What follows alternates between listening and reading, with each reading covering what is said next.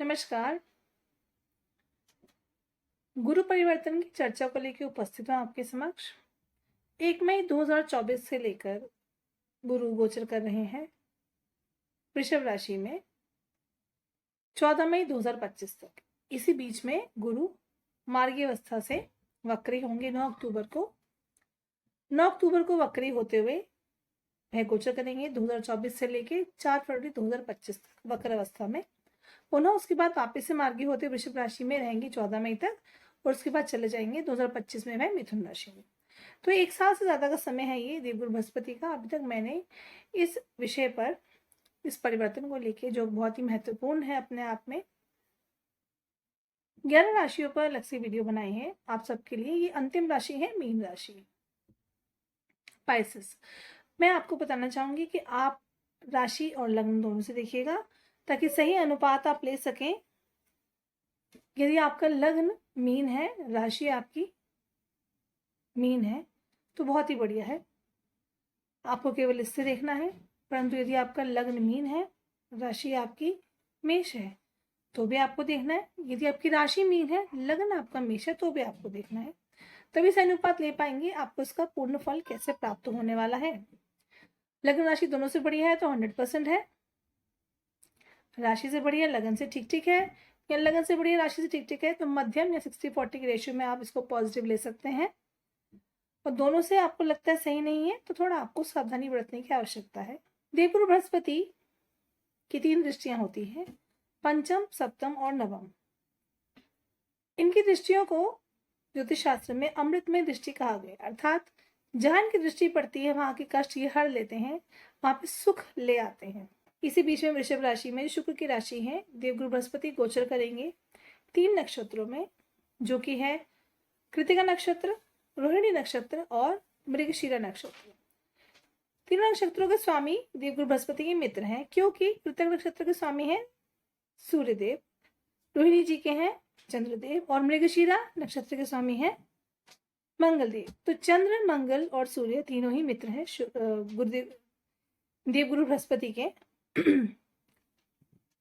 देवगुरु बृहस्पति हालांकि गोचर करें शुक्र की राशि में, शुक्र को गुरु जी की मित्रता से, तो देवगुरु बृहस्पति गोचर करने वाले हैं मीन राशि वालों के लिए 3रे भाव में, स्वामी बन के आपके लगन के और आपके दशम के, अर्थात आपके कर्म भाव के।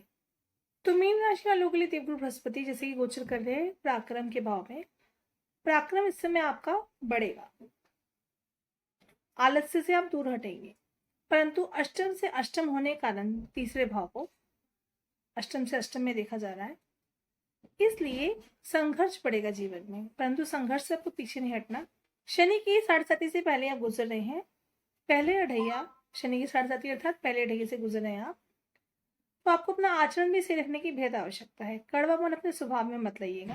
देवगुरु बृहस्पति की बेशक 3रे भाव में आके गोचर कर रहे हैं तो आपका पुरुषार्थ बढ़ेगा, संघर्ष बढ़ेगा, परंतु अच्छी बात यह है यदि आप अविवाहित हैं तो पंचम दृष्टि, जो कि उनकी अमृतमय दृष्टि है, वो पड़ेगी दाम्पत्य भाव पे, विवाह के योग बनेंगे, बहुत शुभ समय, विवाह कर सकते हैं। और पंचम से पंचम नवम है, तो नवम भाव पे दृष्टि पड़ती है, सीधी दृष्टि, तो पंचम आपका संतान भाव है और पंचम से पंचम नवम है, तो इसलिए संतान उत्पत्ति यदि करना चाहते हैं आप तो इस समय बहुत बढ़िया है। यदि ऑलरेडी जो गर्भवती महिलाएं हैं उनको बहुत ही अच्छी उत्तम संतान इस समय उत्पन्न होगी, परंतु यदि अभी आपने संतान उत्पत्ति नहीं करी है, आप प्लानिंग में है, तो भी आप कर सकते हैं। मेडिकल साइंस खेल लेना चाहते हैं तो बिल्कुल लीजिए, ये समय बहुत बढ़िया है, पॉजिटिविटी के साथ इसमें आपको फायदा होगा।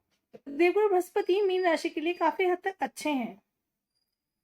यदि आप जॉब भी चेंज करना चाहते हैं, वर्क फ्रॉम होम चाहते हैं, जॉब में अच्छे चेंजेस चाहते हैं सैलरी को लेके, तो भी आपको मिल सकता है। केवल आपको प्रयत्नशील होने की बेहद आवश्यकता है, क्योंकि देवगुरु बृहस्पति कर्म भाव को स्वामी होकर ही गोचर कर रहे हैं आपके पराक्रम के भाव में, तो इसलिए आपको केवल अपने पराक्रम की ओर ध्यान देना है। अपने पराक्रम से अपने कर्म को आप बहुत ही अच्छा इस समय बना सकते हैं, क्योंकि जैसे कि मैंने बताया कि देवगुरु बृहस्पति जो है वह गोचर कर रहे हैं इस समय 3 नक्षत्रों में, जो कि सूर्य, चंद्र और मंगल के हैं, तो इससे भी आपके पुरुषार्थ में वृद्धि होगी, आपको और हिम्मत मिलेगी। आप अति महत्वाकांक्षी भी इस समय हो जाएंगे। आपके अंदर एक अलग ही ऊर्जा इस समय संचारित करेगी कि आपको कुछ कर गुजर के दिखाना है और आप कर भी सकते हैं। बुद्धि विवेक से थोड़ा काम लीजिएगा। यही नहीं, छठे से छठे राशि आ रही है, धनु राशि आपके, तो इसलिए यदि आप लोन लेके बैंक से कुछ समय कार्य करना चाहते हैं वो संपन्न कर सकते हैं। आपको अपॉर्चुनिटी मिल सकती है। लोन के लिए देखना चाह रहे थे, लोन आपको अप्रूव हो सकता है इस समय। भाग्य का साथ मिलेगा। शनि की ढैया से गुजर रही है पहले 7.5 की, तो इसलिए शनि की दृष्टि पड़ रही है आपके भाग्य भाव पे, जिसकी वजह से आपको भाग्य का भी साथ पूर्ण रूप से नहीं मिल रहा था, परंतु देवगुरु बृहस्पति अपना ब्लेसिंग बन के आए हैं, तो भाग्य का भी आपको पूरा साथ मिलेगा। यह आपके लिए एक किस्म से वरदान साबित होंगे। इस गोचर काल के अंदर आपको थोड़ी जीवन में शांति की अनुभूति होगी, थोड़ी ज्यादा ही अनुभूति होगी, कम नहीं होगी। बहुत बढ़िया है देवगुरु बृहस्पति मीन राशि वालों के लिए।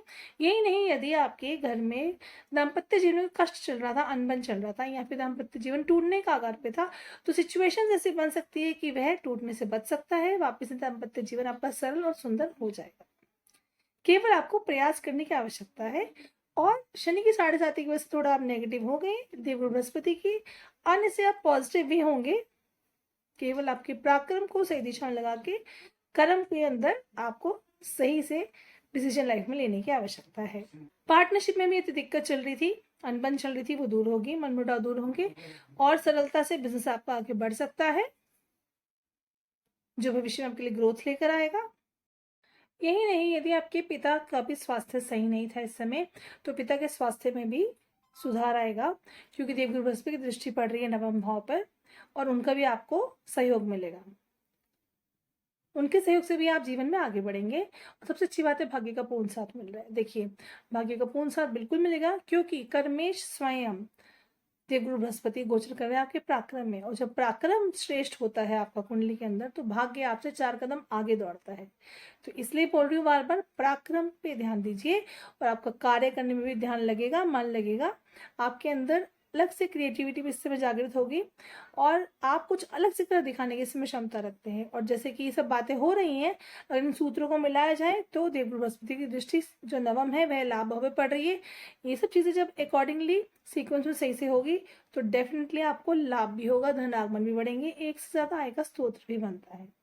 तो यदि आप धन की दिक्कत से भी जूझ रहे थे, तो इस समय आपको उससे भी मुक्ति मिलेगी। तो देखा जाए तो मीन राशि वालों के लिए ओवरऑल टाइम बहुत ही बढ़िया है देवगुरु बृहस्पति का, अपने आप में वरदान से कम नहीं है। विद्यार्थियों की भी बात की जाए तो सभी क्षेत्र के जितने विद्यार्थी हैं सबके लिए बहुत बढ़िया समय है, सफलतापूर्वक है आपके लिए। आप उत्थान की ओर बढ़ेंगे, केवल आपको प्रयास करने की आवश्यकता है। जो लोग विवाह करना चाहते हैं उनके लिए बताया समय बहुत अनुकूल है उनके हिसाब से। जो प्रेम विवाह को तब्दील करना चाहते हैं विवाह में, वो भी अपने पेरेंट्स से बात कर सकते हैं, उनको भी अनुमति मिलने की पूरी संभावना है, क्योंकि देवगुरु बृहस्पति की ब्लेसिंग्स आपके साथ हैं। इसलिए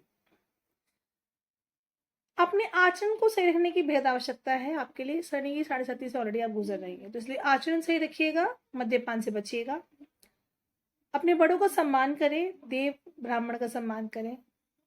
यदि आपको लगता है कुछ बात ऐसी वो कर रहे हैं आपके अनुकूल नहीं है, तब भी आप उनका सम्मान करें। हनुमान चालीसा का पाठ करने की बेहद आवश्यकता है आपको, बिल्कुल कीजिएगा। हनुमान जी के दर्शन नित्य कीजिए, बहुत फायदा होगा इससे आपको। और हनुमान जी के मंदिर की सफाई करें, एक मंदिर बना लीजिए अपने मन में जहाँ पे आप रेगुलर जाएं, उनके दर्शन करें, उनकी प्रदक्षिणा करें, उसकी सफाई अवश्य करें। उससे भी देवगुरु बृहस्पति भी अच्छे होंगे और शनि की 7.5 में हनुमान जी का नाम लेना तो अच्छा आपके लिए है ही है। यदि फिर भी कोई जीवन में ज्यादा दिक्कत से गुजर रहे हैं, क्योंकि गोचर मैं आपको बता रही हूँ, बाकी बहुत निर्भर करता है गोचर का फल आपके कुंडली के ऊपर भी, कि दशा महादशा कैसी चल रही है। दशा महादशा भी अच्छी हो, कुंडली में ग्रह गोचर भी अच्छे हो, तो ये गोचर का आपका श्रेष्ठ फल आपको मिलने वाला है, इसमें कोई संदेह नहीं। तो इस बीच में यदि आपको लगता है थोड़ी दिक्कतें और भी हैं, तो इससे और निजात पाने के लिए पीपल वृक्ष की जड़ को सींचिए जल से। शनिवार और गुरुवार को अवश्य करें, इससे फल मिलेगा आपको। केले के पेड़ की पूजा करें, माथे पे केसर का तिलक लगाएं। बहुत ही सिंपल और छोटे सरल उपाय है, इनका ध्यान रखें। ये काल बहुत बढ़िया है, इसका पूर्ण लाभ उठाइएगा। मीन राशि वाले जातक, स्पाइसेस।